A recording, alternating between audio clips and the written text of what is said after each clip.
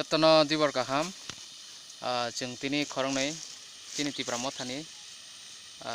Baiknya sus nam. tini oro bolongo phailajak Tinggi namanya. chini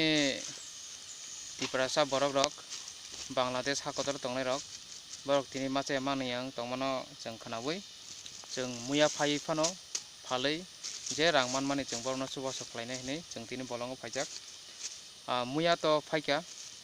haipano jeung tai phaina tongko haipano phaimani bisingtei jeung modi bor kheklai thangma ba chana banang hinai jeung tabok chana bagai jeung poila nijeni byabস্থা khlai tongo taboro jeung wasung rok tanlaijak muyang helebui tongo ayango tabo preparation nai tongo takari tibra mothani obno takari snamnai jangnai da obaikeno jara chini tibra motha tongnai rok ha ganangai chubalai tongo jeung bahaino chubanani muchugoi tini muya phai pano chubalai sona hinai kaisi step mana haka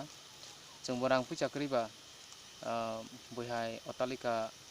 o tongnai busabuti ingeba jeung bahaino bikharano jeung bahaino chugjayano haipano ja chumasak jeung chubalaiano hinai wansugoi jeung tini bolongoma phaika angkha khayo jotono jeung yapri semahai chini ha ganangai o yapri no sebano hinai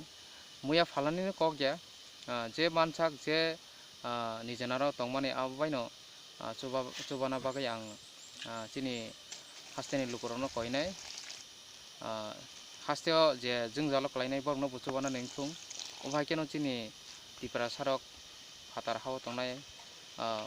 jara samung khai tongnai borno buchubana nangthung tai Bangladesho je chini borok jungjalo klaijak borno bu jungjadi yak fologoi chubai mangkha ke belekeno hamnaini kha paio hambai।